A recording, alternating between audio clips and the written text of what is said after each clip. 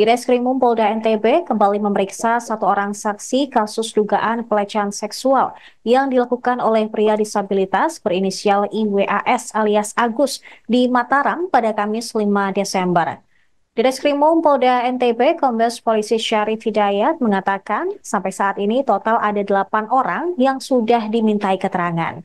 5 orang yang sudah masuk dalam dokumen berita acara penyidikan atau BAP, sementara sisanya belum. Di sisi lain, untuk laporan yang masuk melalui Komisi Disabilitas Daerah atau KDD NTB, ia mengatakan masih dilakukan pendalaman terhadap laporan tersebut. Untuk informasi selengkapnya akan disampaikan oleh jurnalis Tribun Lombok, Robi Firmansyah. Selamat siang, rekan Robi. Ya, selamat siang Sarah dan juga Tribuners. Dapat kami sampaikan bahwa sampai saat ini kepolisian daerah atau Polda Nusa Tenggara Barat sudah memeriksa total 8 orang. Satu diantaranya merupakan korban dan 7 diantaranya merupakan saksi korban kasus dugaan pelecehan seksual yang dilakukan oleh pria disabilitas berinisial IWAS atau Agus di Polda Nusa Tenggara Barat. Sampai saat ini pada hari ini juga Polda tengah melakukan pemeriksaan terhadap satu orang saksi korban yang kemarin sebetulnya dijadwalkan untuk dilakukan pemeriksaan, namun ada kendala sehingga Polda NTB melakukan penjadwalan ulang untuk pemeriksaan saksi korban sendiri. Direktur Reskrimum Polda Nusa Tenggara Barat Kombes Pol Syarif Hidayat mengatakan sementara sampai saat ini hanya ada 7 korban saksi korban yang sudah dilakukan pemeriksaan. 5 diantaranya sudah dimasukkan ke dalam berkas acara penyidikan, sementara sisanya atau 2 lainnya masih dalam proses penyidikan lebih lanjut lagi. Sementara itu baru ada 1 korban yang juga sudah dilakukan pemeriksaan oleh kepolisian daerah Nusa Tenggara Barat. Sementara itu, Syarif mengatakan bahwa untuk laporan yang masuk melalui Komisi Disabilitas Daerah yang jumlahnya sampai saat ini sudah 13 orang yang sudah melaporkan yang mengaku sebagai korban dari Agus ini. Namun sampai saat ini laporan yang masuk tersebut merupakan laporan dari masyarakat, sehingga tim dari Komisi Disabilitas Daerah Nusa Tenggara Barat masih melakukan pendalaman terkait dari informasi yang diterima oleh KDD tersebut. Tidak menutup kemungkinan juga, kata Syarif, nantinya apabila sudah ditemukan titik terang dari korban-korban yang melaporkan ke KDD tersebut akan dilakukan pemeriksaan juga oleh Polda Nusa Tenggara Barat. Sarah dan juga Tribuner, kami sampaikan juga pada hari ini Komisi Nasional Disabilitas juga mendatangi Polda Nusa Tenggara Barat, di mana tujuannya adalah untuk melakukan koordinasi terhadap penanganan kasus dugaan pelecehan seksual yang dilakukan oleh Agus. Komisioner KNB atau Komisioner Nasional Disabilitas Joni Aman mengatakan bahwa tidak menutup kemungkinan penyandang disabilitas itu melakukan berada sebagai korban, kemudian bisa saja dia menjadi seorang saksi, bahkan dia bisa menjadi tersangka dalam proses hukum yang berlaku. Dia juga mengatakan bahwa apapun hasil dari proses yang dijalani oleh kepolisian Polda Nusa Tenggara Barat hari ini, biar pengadilan yang memutuskan bagaimana proses akhir dari proses hukum ini juga. Kedatangan Komisi Nasional Disabilitas Daerah juga untuk memastikan bagaimana hak-hak penyandang disabilitas saat berhadapan dengan hukum itu terpenuhi, seperti status tahanan rumah yang diberikan kepada Agus ini merupakan hak istimewa dari penyandang disabilitas agar seluruh kegiatan kesehariannya bisa dijalani dengan baik tanpa harus terintimidasi dengan dimasukkannya ke dalam sel seperti tahanan yang lainnya. Demikian Sarah yang dapat saya sampaikan. Saya kembalikan ke studio. Baik, rekan Robi, berarti saat ini hanya masih ada 1 korban yang melaporkan kejadian tersebut ke polisi. Sementara dari Komisi Disabilitas Daerah atau KDD NTB mengatakan ada 13 korban dari kasus pelecehan seksual ini? Ya, betul Sarah. Dari laporan yang kami terima dari Kepolisian Daerah Nusa Tenggara Barat, sampai saat ini baru ada satu korban yang sudah dilakukan pemeriksaan, sementara 7 lainnya merupakan saksi korban. Sementara dari KDD sendiri sudah ada 13 orang yang mengaku sebagai korban pelecehan seksual yang dilakukan oleh Agus. Bahkan KDD menyebutkan 3 diantaranya masih di bawah umur.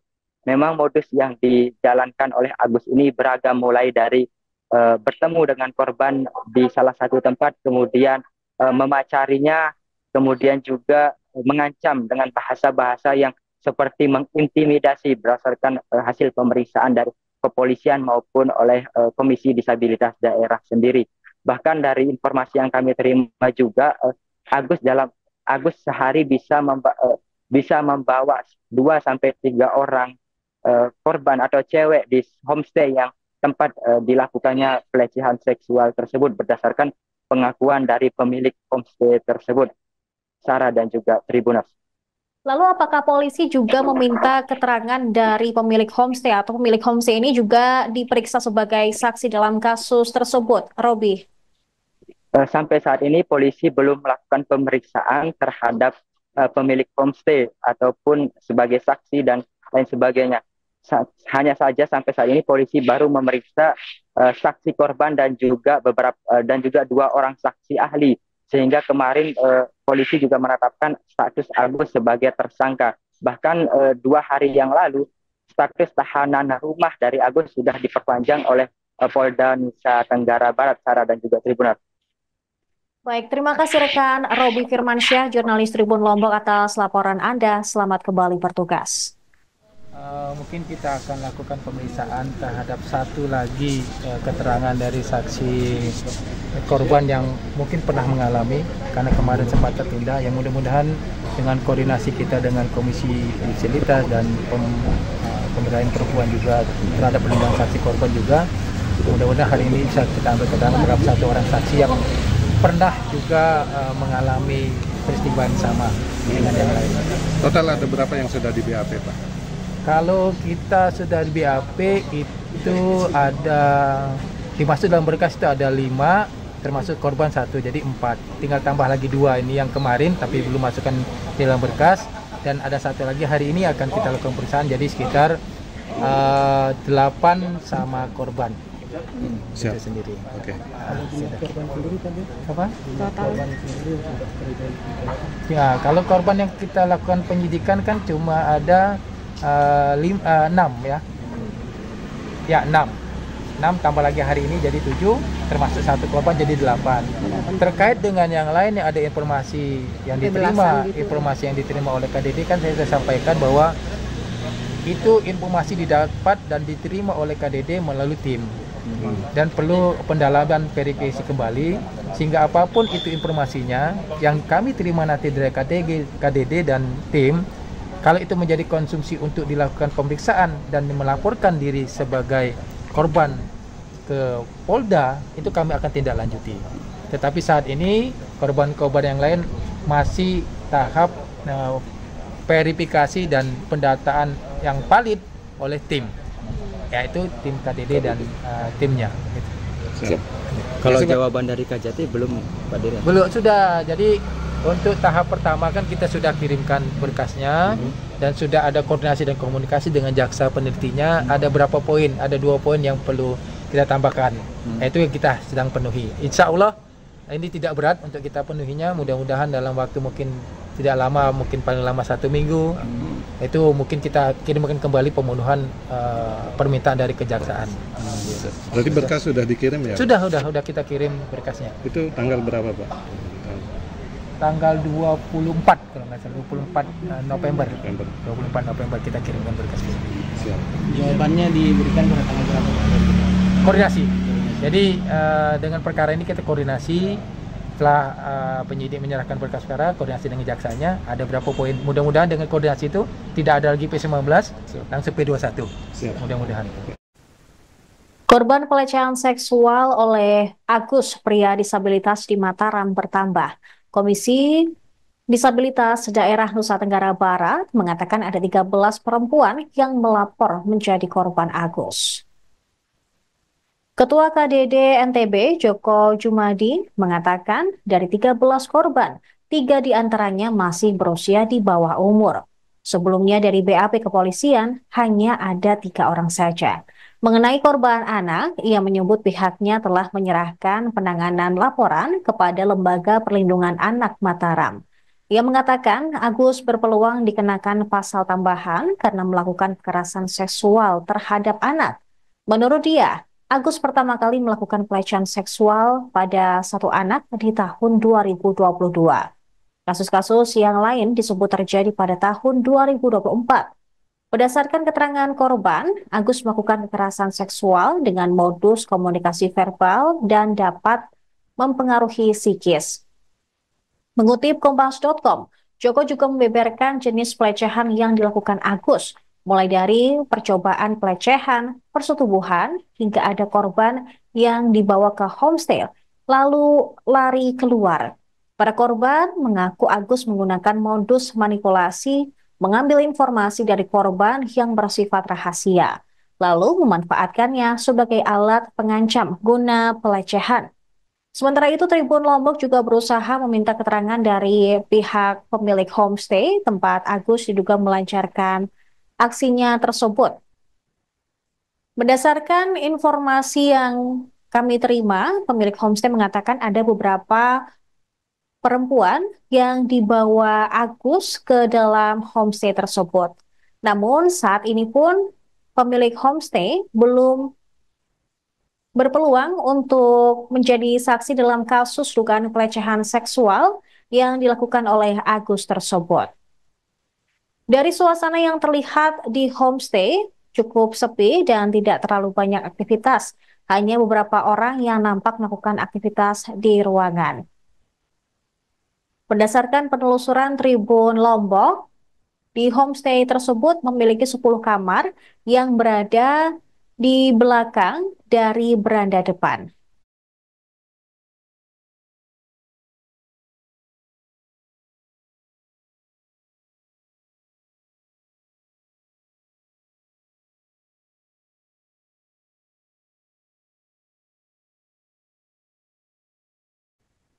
Sementara itu pemirsa, korban dugaan pelecehan seksual oleh Agus, pria disabilitas di Mataram, merasa diintimidasi hingga ketakutan ketika kejadian. Andri Soputra, pendamping korban, mengatakan bahwa ancaman dan intimidasi terjadi saat korban berada di teras Udayana, di mana tersangka membawa korban M ke homestay setelah pertemuan tidak sengaja. Kejadian bermula ketika korban sedang membuat konten Instagram dan tersangka mendekatinya. Dikutip Kompas.com, ketika berbincang, Agus menunjuk ke arah sepasang kekasih yang sedang beraktivitas seksual yang membuat korban teringat masa lalunya dan menangis. Di belakang teras Udayana, tersangka mulai mengintimidasi korban dengan ancaman untuk memberitahu orang tua M tentang aibnya.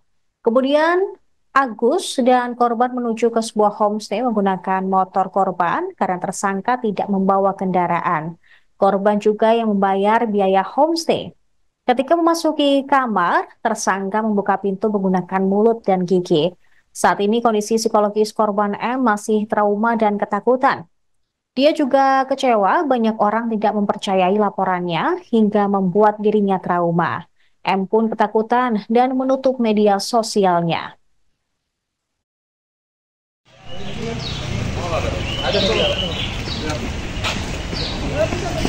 Foto bareng dulu, Bang. Foto dulu.